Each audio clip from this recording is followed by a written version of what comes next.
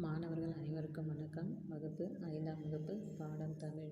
இன்றைய வகுப்பில் என்ன பாடம் பார்க்க போகிறோம் அப்படின்னு பார்த்தீங்கன்னா, இலக்கணம் பார்க்க போகிறோம். இயல்களிலிருந்து இலக்கணம் நம்ம பார்த்துட்ருக்கோம் இல்லைங்களா.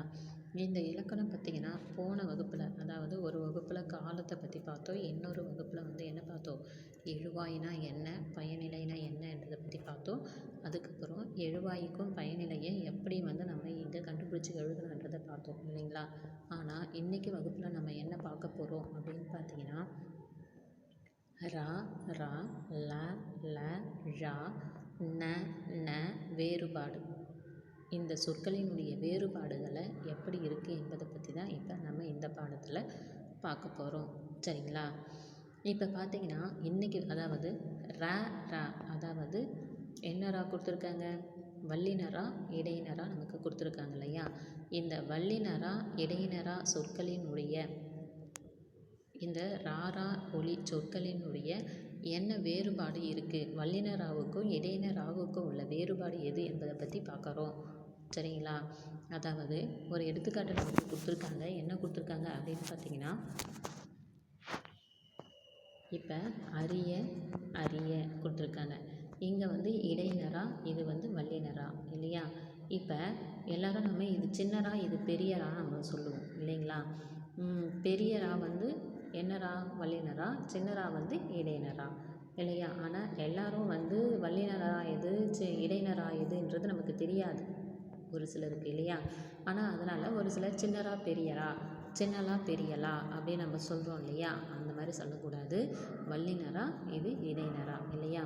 இப்போ இந்த ராவுக்கும் வல்லினராவுக்கும் இடையினராவுக்கும் உள்ள வேறுபாடு என்னன்றது தான் நமக்கு என்ன பண்ணியிருக்காங்க, சொற்களினுடைய வேறுபாட்டை கொடுத்துருக்காங்க.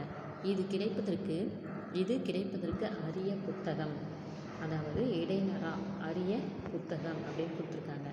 அரியன்னு கொடுத்துட்டு நான் கற்று அறிய விரும்புகிறேன், நான் என்ன பண்ணுறேன், பாடத்தை கற்று அறிய விரும்புகிறேன் அப்படின்னு சொல்லி கொடுத்துருக்காங்க இல்லையா. இப்போ சொற்களை பயன்படுத்தி ஒரு வாக்கியத்தை நம்ம எழுதும் பொழுது அந்த வாக்கியத்தில் சொற்கள் எல்லாமே, அதாவது முழுமை பெற்ற சொற்களாக தான் நம்ம எழுதுகிறோம் இல்லையா. இப்போ ஒரு வார்த்தை, அதாவது ஒரு சொல்லு ஒரு எழுத்து தப்பாகிடுச்சுன்னா, அதாவது வல்லினராவுக்கும் இடையினராவோ அல்லது வேறு எதனா ஒரு எழுத்தையோ நம்ம மாற்றி போட்டுட்டோன்னா அதனுடைய சொற்களே என்ன ஆகிடும், மாறி போயிடும் இல்லையா. இப்போ இது கிடைப்பதற்கு அரிய புத்தகம் என பார்க்கும் பொழுது அந்த ரீ இல்லாமல் வேறொரு வார்த்தையை அந்த எழுத்து நம்ம போட்டுட்டோன்னா இதுக்கு என்ன, இந்த வாக்கியமே வேறு மாதிரி அமைஞ்சிரும் இல்லையா. அப்போ இது கிடைப்பதற்கு அரிய புத்தகம் நான் கற்று அறிய என்ன பண்ணுறேன், விரும்புகிறேன் அப்படின்னு சொல்கிறாங்க. இப்போ இங்கே எப்படி வல்லினராவுக்கும் இடையினராவுக்கும் உள்ள வேறுபாடை நமக்கு சொல்லியிருக்காங்களோ இப்போ அதனுடைய வேறுபாடை நம்ம பார்க்க போகிறோம். சரிங்களா. இப்போ ஃபஸ்ட் ஒன் நமக்கு என்ன கொடுத்துருக்காங்க அப்படின்னு பார்த்தீங்கன்னா இறங்கு. இந்த இறங்குனா என்ன அப்படின்னு பார்த்தீங்கன்னா, நம்ம மற்றவர்கள் மேலே நம்ம என்ன பண்ணுறோம், கருணை காட்டுறோம். இறங்கு மற்றவர்கள் மேல் நம்ம என்ன பண்ணுறோம், கருணை காட்டுறோம் இல்லையா. அதுதான் என்னது, இறங்கு. இறங்குனா நம்ம மற்றவர்கள் மேல் என்ன பண்ணுறோம், கருணை காட்டுறோம் இல்லையா. அப்போ இந்த கருணைக்கு தான் என்ன அப்படின்னு பார்த்தீங்கன்னா இறங்கு. கருணைக்கு தான் என்ன சொல்கிறாங்க, இறங்கு அப்படின்னு சொல்கிறாங்க. இறங்குனா மற்றவர்கள் மேல் நம்ம என்ன பண்ணுறோம், கருணை காட்டுதல் தான் இறங்கு அப்படின்னு சொல்கிறாங்க. அதுக்கப்புறம் பார்த்திங்கன்னா வல்லினரா இறங்குனா என்ன அப்படின்னு பார்த்தீங்கன்னா, நீ கீழே இறங்கி வா. இப்போ நம்ம என்ன சொல்கிறோம், நீ என்ன பண்ணு, மற்றவங்க கிட்ட கருணை காட்டுறது என்பது இறங்கு.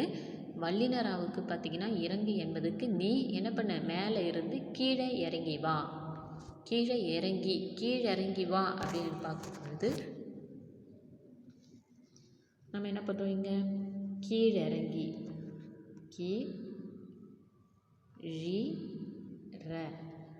கீழிறங்கி அப்படின்னு எழுதும் பொழுது என்ன ஆகுது, இங்கே வல்லினராகும் இல்லையா. அப்போ கீழிறங்கி வா என்று பார்க்கும் பொழுது என்ன ஆகுது, அங்கே வல்லினராக நமக்கு வருது இல்லையா. அதுதான் இறங்கு அப்படின்னா மற்றவர்கள் மேல் கருணை காட்டுதல்னா இறங்கு. இந்த இறங்கு வல்லினரா இறங்குனா அதாவது கீழிறங்கி வா. இரண்டாவது என்ன கொடுத்துருக்காங்கன்னா உரை. இரண்டாவது என்ன கொடுத்துருக்காங்க, உரைன்னு கொடுத்துருக்காங்க இல்லையா. உரையினை என்ன அப்படின்னு பார்த்தீங்கன்னா, மற்றவர்களிடம் புகழ் காட்டுதல், விளக்க உரை சொல்லுதல். மற்றவங்களுக்கு கருத்து வேறுபாடு விளக்க உரை சொல்கிறோம் இல்லையா, விளக்கம் சொல்கிறோம் இல்லையா, அதுதான் புகழ் காட்டுதல், விளக்க உரை சொல்லுதல், நூல் புத்தகம், மற்றவர்களுக்கு என்ன சொல்கிறோம், அறிவுரை சொல்லுதல். அது எல்லாமே என்னது, உரை அப்படின்னு சொல்கிறாங்க. சரிங்களா. அதுக்கப்புறம் உரை, வல்லின உரைனா என்ன அப்படின்னு பார்த்திங்கன்னா, இடம், ஒரு இடத்தையும் பண்டம், பொருள், மருந்து, மழை, ஆடை, துன்பம் இதை எல்லாவற்றையும் குறிப்பிடுறது தான் என்னது, உரை அப்படின்னு சொல்கிறாங்க. சரியா.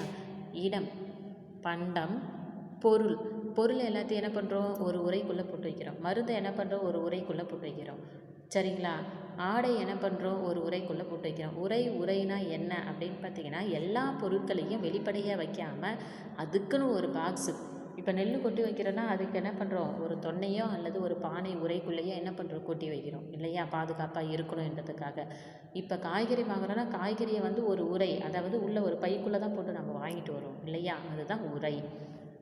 அதாவது இடம், பண்டம், பொருள், மருந்து, மழை, ஆடை, துன்பம் இது எல்லாமே ஒரு உரைக்குள்ளே தான் போட்டு எடுத்துகிட்டு வரோம் இல்லையா, அதுதான் உரை அப்படின்னு சொல்கிறாங்க.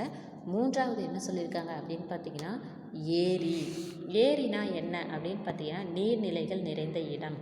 அதாவது இப்போ மழை பெஞ்சு என்ன ஆகிருக்கு, குளம், குட்டை எல்லாமே ஏரி எல்லாமே என்ன ஆயிடுச்சு, ரொம்ப வழிந்து காணப்படுது இல்லையா. அப்போ ஏரினா என்ன அப்படின்னு பார்த்திங்கன்னா, நீர்நிலைகள் நிறைந்த நிலம், குளம். இதுதான் என்னது, ஏரி. இடையினராவுக்கு ஏரினா நீர்நிலைகள் நிறைந்த இடம், குளம் அப்படின்னு சொல்கிறாங்க. இன்னொன்று வல்லினரா ஏரி, வல்லினரா கொடுத்துருக்காங்களே, இந்த ஏரினா என்ன அப்படின்னு பார்த்திங்கன்னா, உயர்ந்த, மேலே உயர்ந்த பகுதியில் இருக்கிறது. அதுக்கப்புறம் மேலே ஏரி, கீழே இருந்து நம்ம மேலே ஏறுறோம் இல்லையா, அப்போ மேலே ஏரி, உயர்ந்த மேலே ஏரி. நான்காவது என்ன கொடுத்துருக்காங்க அப்படின்னு பார்த்திங்கன்னா, ஏரினா நீர்நிலைகள் நிறைந்த இடத்தையும் குளத்தையும் பற்றி சொல்கிறது தான் ஏரி. வல்லினரா அப்படின்னு பார்த்திங்கன்னா, உயர்ந்த மேலே ஏரி. நான்காவது கீரி அப்படின்னு கொடுத்துருக்காங்க. கீரினா என்ன, ஓர் உயிரினம், கீரிப்புள்ள நம்ம சொல்கிறோம் இல்லையா, அது ஒரு உயிரினம் இல்லையா, அதுதான் கீரினா ஓர் உயிரினம். கீரி,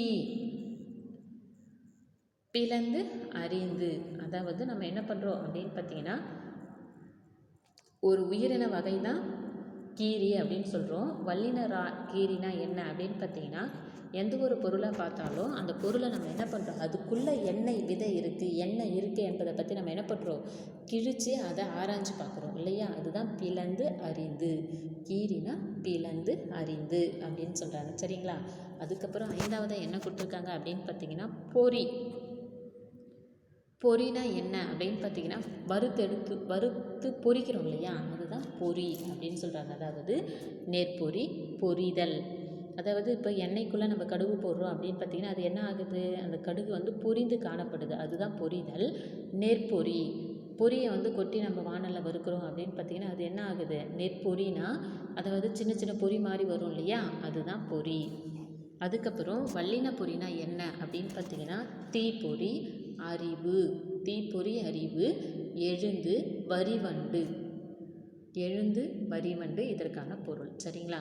பொறினா நெற்பொறி, பொரிதல். இன்னொரு பொறினா என்ன, வல்லின பொறினா என்ன அப்படின்னு பார்த்திங்கன்னா, தீப்பொறி, அறிவு, ரொம்ப அறிவாக இருக்கிறது. எழுந்து, வரிவண்டு. எழுந்து, வரிவண்டு அதுதான் என்னது, பொறி அப்படின்னு சொல்கிறாங்க. சரிங்களா.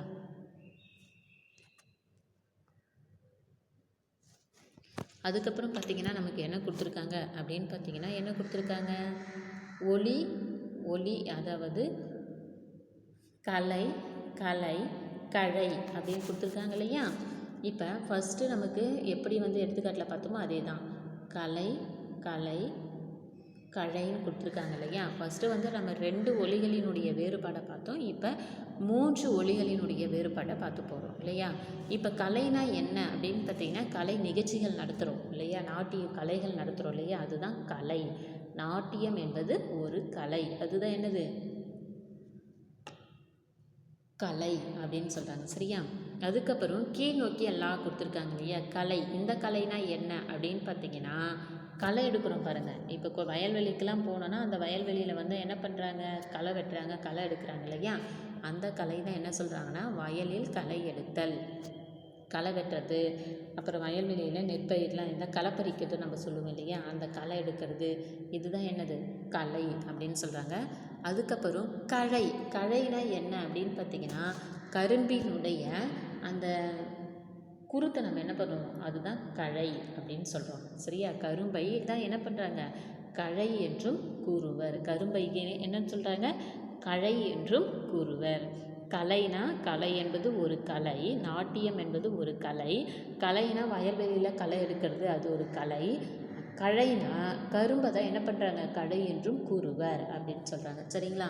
இன்றைக்கி வகுப்பில் வந்து நம்ம என்ன பார்த்துருக்கோம் அப்படின்னு பார்த்திங்கன்னா, அதாவது ரா ர ரா ர என்ற ஒலிகளினுடைய வேறுபாட்டையும், கலை கலை கழை என்ற ஒலிகளினுடைய வேறுபாட்டையும் நம்ம என்ன பண்ணுறோம், இன்றைக்கி வகுப்பில் பார்த்துருக்கோம். நாளைக்கு வகுப்பில் மீதி இருக்கிறத நம்ம பார்க்கலாம். சரிங்களா? நன்றிப்பா.